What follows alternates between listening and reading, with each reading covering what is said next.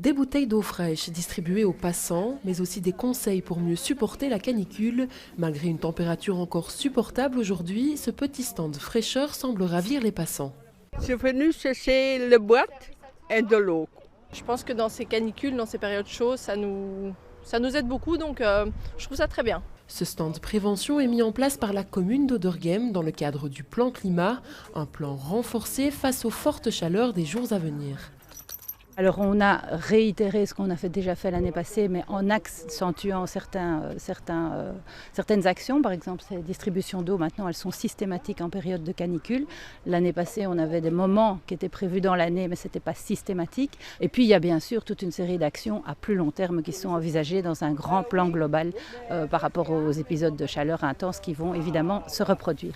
Un peu partout à Bruxelles, les autorités s'organisent pour permettre aux riverains de se rafraîchir.